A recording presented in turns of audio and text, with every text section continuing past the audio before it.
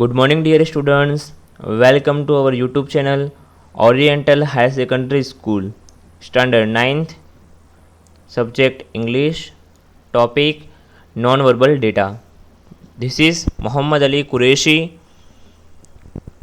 I am intern of Vedrisri M.M. Patel College of Education. Today, we are going to learn non-verbal data comprehension. Comprehension non verbal data. હવે non verbal data જે છે તમને એક્ઝામમાં section સીમાં પૂછાય છે અને question number 30, 31, 32 and 33 marks 4 હોય છે ટોટલ. એક ક્વેશ્ચનનો 1 માર્ક્સ હોય છે. આ રોકડિયા માર્ક્સ છે. જો તમે 4 ક્વેશ્ચનના સાચા જવાબ આપી શકો તો 4માંથી 4 માર્ક્સ પણ પ્રાપ્ત કરી શકો છો.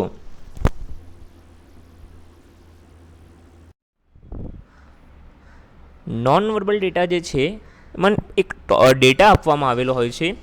એ ડેટા પરથી તમારે પ્રશ્નોના જવાબ લખવાનો હોય છે. હવે આપણે જોઈએ કે પ્રશ્નોના જવાબ લખતી વખતે કઈ કઈ બાબતો ધ્યાનમાં રાખવાની છે.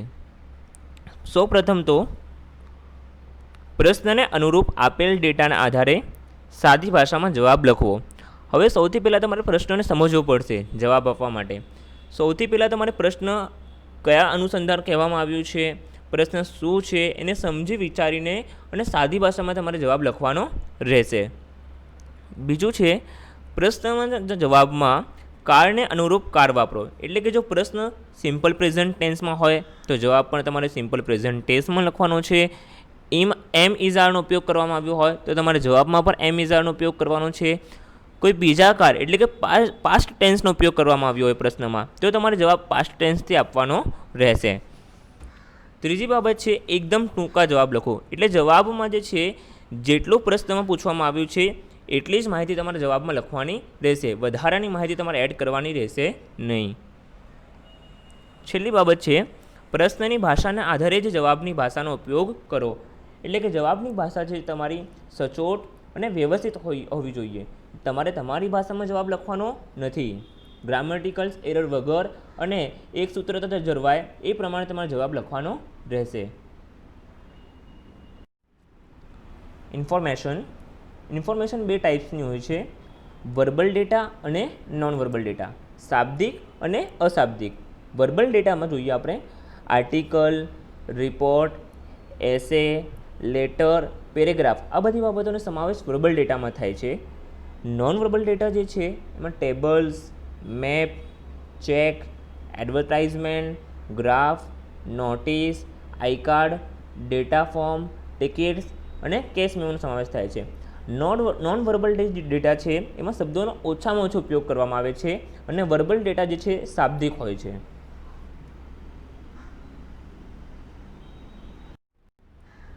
Types of non verbal data તમે અહીંયા જોઈ શકો છો. ટાઈમ ટેબલનું ચાર્ટ દેખાય છે. મંડે, ટ્યુઝડે, વેનસડે, થર્સડે, ફ્રાઈડે એક સ્કૂલનું ટાઈમ ટેબલ છે એ નોન વર્બલ ડેટા છે. બીજું છે ડ્રાઇવિંગ લાઇસન્સ, એનું પણ એક પિક્ચર મૂકવામાં આવ્યું છે. મેપનો પણ સમાવેશ નોન વર્બલ ડેટામાં થાય છે. અચ્છા, એડવર્ટાઇઝમેન્ટનો પણ સમાવેશ નોન વર્બલ ડેટામાં થાય છે. Graph, family chart, bar graph, pie graph. અહીંયા તમને જુદા જુદા પ્રકારના ગ્રાફના પિક્ચર મૂકવામાં આવ્યા છે અને ફેમિલી ચાર્ટ, જે આ બધી બાબતો જે છે નોન વર્બલ ડેટામાં સમાવેશ થાય છે.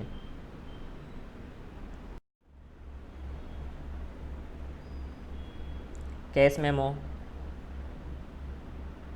Railway tickets, visiting card, I card. અહીંયા તમને ડિફરન્ટ ટાઈપ્સ ઓફના નોન વર્બલ ડેટાના એક્ઝામ્પલ આપ્યા છે, તમે જોઈ શકો છો.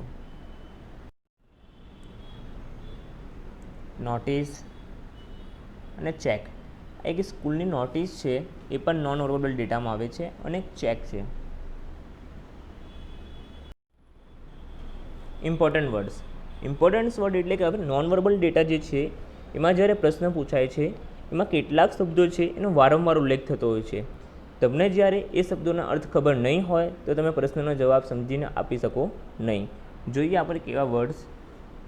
મિનિમમ એટલે કે ઓછામાં ઓછું, મેક્સિમમ એટલે વધારેમાં વધારે, ઇન્ક્રીઝ એટલે કે વધારો, ડિક્રીઝ એટલે ઘટાડો, હાઈએસ્ટ એટલે મહત્તમ, લોએસ્ટ એટલે લઘુત્તમ, અસેન્ડિંગ એટલે ચડતું, ડિસેન્ડિંગ એટલે ઉતરતું. આ બધા જે વર્ડ છે એ મોસ્ટ ઇમ્પોર્ટન્ટ વર્ડ છે. આ તમારે ધ્યાનમાં રાખવાના છે. આ વર્ડ જે છે દરેક વખતે પ્રશ્નમાં વારંવાર રિપીટ થતા હોય છે અને વારંવાર પૂછાતા હોય છે. Study the following notice board showing the details about the library information and answer the questions. હવે તમને અહીંયા જે છે એક નોટિસ છે એ દેખાય છે. Shrimati BA Kanya Vidyalaya Limdi, notice board, library. Students of class 8 and 9th are informed that the books will be issued on following days. હવે આ જે છે એક સ્કૂલ છે, કન્યા વિદ્યાલય જે છે એના વિદ્યાર્થીઓ માટેની નોટિસ છે. ધોરણ 8 અને 9ના વિદ્યાર્થીઓ ક્યારે બુક ઇસ્યુ કરવામાં આવશે એમને, અને એમને જો ટાઈમ ડ્યુરેશન છે એ અને ડે આપેલા છે. નોટિસમાં જે છે એ છેલ્લે જે છે નોટિસ કોના દ્વારા કાઢવામાં આવી છે એ લખવામાં આવે છે. નીચે લખેલું છે લાઇબ્રેરિયન. આપણે પ્રશ્ન જોઈએ, four home is this notice placed. હવે પ્રશ્નને સમજવો જરૂરી છે. આ નોટિસ કોના માટે છે? તો તમે અહીંયા જુઓ, ઉપર દેખાશે student of classes 8 and 9th are informed that the books will be issued on the following days. હવે ધોરણ 8 અને 9ના વિદ્યાર્થીઓ માટે નોટિસ છે. તો જવાબમાં આવશે this notice is placed for the students of standard 8 and 9th. બીજો પ્રશ્ન સમજીએ, by whom is this notice placed. કોના દ્વારા આ નોટિસ બહાર પાડવામાં આવી છે? તો કોના દ્વારા બહાર પાડવામાં આવી છે? લાઇબ્રેરિયન લખ્યું છે. પણ લાઇબ્રેરિયન એટલે કઈ જગ્યાનું લાઇબ્રેરિયન? તો ઉપર છે શ્રીમતી BA કન્યા વિદ્યાલય લીમડી, એટલે તમારો આન્સર પ્રોપરલી લખવાનો રહેશે. This notice is placed by the librarian of Shrimati BA Kanya Vidyalaya. Third question, which day is fixed for the students standard 8 A and B. હવે ધોરણ 8ના વિદ્યાર્થીઓ માટે કયા દિવસ ફિક્સ કરવામાં આવ્યો છે? તો તમે જોઈ શકો છો કે ધોરણ 8ના વિદ્યાર્થીઓ માટે ઉપર બતાવ્યું છે કે 8A અને B માટે મંડે છે અને C અને D માટે વેનસડે છે. તો આપણને પ્રશ્નમાં શું પૂછ્યું છે કે which day is fixed for the students standard 8A and B.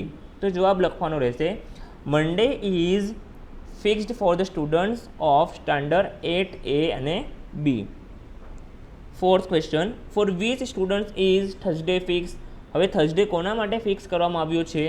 તો થર્સડે 9th C અને Dના વિદ્યાર્થીઓ માટે ફિક્સ કરવામાં આવ્યો છે. તો જવાબ લખવાનો છે Thursday is fixed for the students of standard 9th C and D.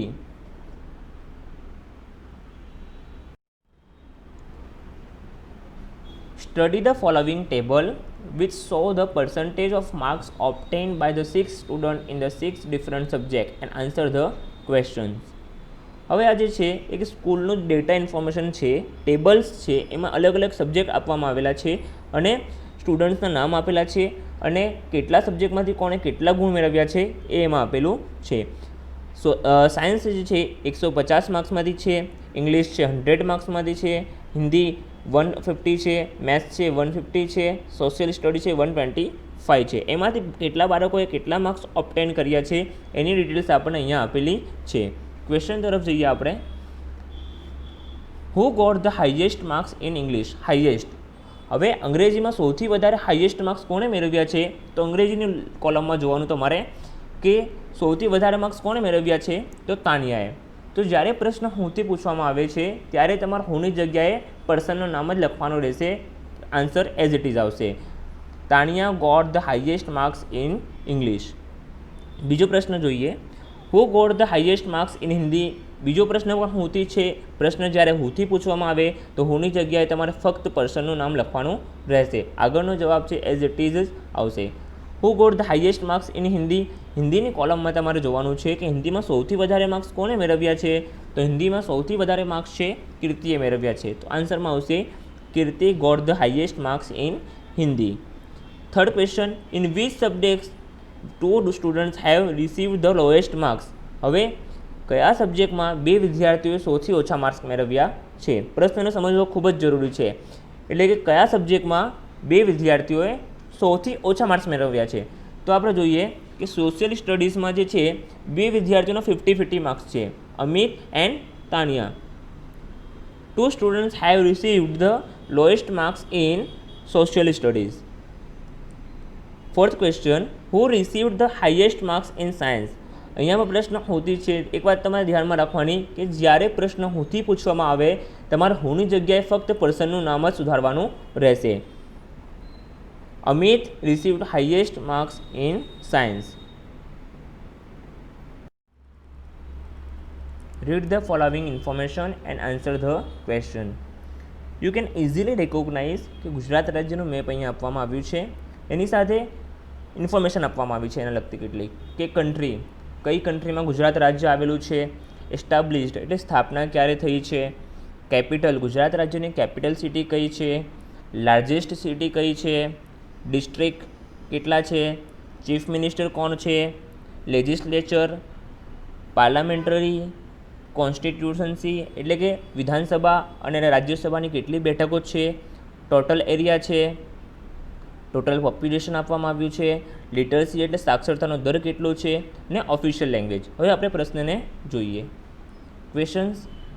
First question છે about which state do we get information here. હવે અહીંયા તમને ગુજરાત રાજ્યનું ક્યાંય નામ આપવામાં નથી આવ્યું, પણ તમે મેપના આઈડેન્ટિફિકેશન કરીને આન્સર આપી શકો છો કે we get information about Gujarat here. Gujarat રાજ્યની અહીંયા માહિતી આપવામાં આવી છે. બીજો પ્રશ્ન જોઈએ. Which is the capital city of Gujarat. Gujarat રાજ્યની કેપિટલ કઈ છે? તો તમે જોઈ શકો છો ઉપર લખેલું છે, કેપિટલની સામે ગાંધીનગરનું નામ દેખાય છે. Gandhinagar is the capital city of Gujarat. Third question, what is the rate of literacy in Gujarat. ગુજરાતમાં સાક્ષરતાનો દર કેટલો છે? તો the ratio of literacy in Gujarat is 79.31%. ચોથો પ્રશ્ન જોઈએ. વેન વોઝ ઇટ એસ્ટાબ્લિશ્ડ એટલે એની સ્થાપના ક્યારે થઈ હતી? તો ઉપર તમને દેખાય છે બીજી કોલમમાં 1 May 1916. તો આન્સર લખવાનું છે it was established in 1960. Read the following data and answer the questions. Marks obtained by the students in the final test. હવે અહીંયા તમને વિદ્યાર્થીઓના ફાઇનલ ટેસ્ટના માર્ક્સ આપવામાં આવ્યા છે, બાર ગ્રાફ દ્વારા આપવામાં આવ્યું છે. બાર ગ્રાફ એટલે કે પાસની આકૃતિ. ગુજરાતી, સોશિયલ સાયન્સ અને ઇંગ્લિશ 3 સબ્જેક્ટના માર્ક્સ અલગ અલગ કલરનો ઉપયોગ કરીને બતાવવામાં આવ્યું છે. ઋષિલ, દીર્ઘા, મોના અને અથર્વ 4 વિદ્યાર્થીઓ છે અને એમના માર્ક્સ અહીંયા બાર ગ્રાફ દ્વારા દર્શાવવામાં આવ્યા છે. ગુજરાતી માટે બ્લુ કલર છે, સોશિયલ સાયન્સ માટે મરૂન કલર છે અને ઇંગ્લિશ માટે ગ્રીન કલર છે. ક્વેશ્ચન જોઈએ આપણે. How many marks did Mona score in social science. હવે મોનાએ સોશિયલ સાયન્સમાં કેટલા માર્ક્સ મેળવ્યા છે એ જોવા માટે તમારે પહેલાં મોનાની કોલમમાં જોવું પડશે. પછી સોશિયલ સાયન્સ માટે કયો કલર છે એ ચેક કરવું પડશે. અને અહીંયા દેખાય છે કે મોનાએ 88 માર્ક્સ સ્કોર કર્યા છે, આઈ થિંક 85. તો Mona scored 85 marks in social science. Second question જોઈએ. Which subject seems somewhat difficult to the students. કયા સબ્જેક્ટમાં વિદ્યાર્થીઓને મુશ્કેલી દેખાય છે, એટલે કે બહુ ડિફિકલ્ટ છે, એટલે કયા સબ્જેક્ટમાં વિદ્યાર્થીઓના માર્ક્સ સૌથી ઓછા છે? તો તમે અહીંયા જોઈ શકો છો કે જે ગ્રીન કલર જે છે એ કલરનું સબ્જેક્ટ જે છે એટલે ઇંગ્લિશ, એમાં વિદ્યાર્થીઓના ઓછા માર્ક્સ છે. તો આન્સર લખી શકો છો કે English seems somewhat difficult to the students. Third question, the lowest marks in Gujarati scored by. ગુજરાતીમાં સૌથી ઓછા માર્ક્સ કોને મેળવ્યા છે? તો ગુજરાતી માટે બ્લુ કલર છે. હવે ગુજરાતીમાં સૌથી ઓછા દીર્ઘા એટલે કે 60 માર્ક્સ એને મેળવ્યા છે. તો the lowest marks in Gujarati scored by the Dirgha. Who is the cleverest among the students. Among એટલે કે ની વચ્ચે, આ બધાની વચ્ચે સૌથી ક્લેવેસ્ટ સ્ટુડન્ટ્સ કોણ છે? તો તમે ગ્રાફમાં જોઈ શકો છો કે સૌથી વધારે માર્ક્સ જે કવર કર્યા છે એ ઋષિલે કર્યા છે. તો Rushil is the cleverest among the students. So dear students, તમને હોમવર્ક માટે કેટલાક નોન વર્બલ ડેટા જે છે તમારા ગ્રુપમાં મૂકવામાં આવ્યા છે.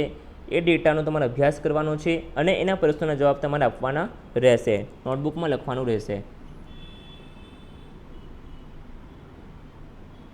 Thank you for watching. Please subscribe to our YouTube channel and like.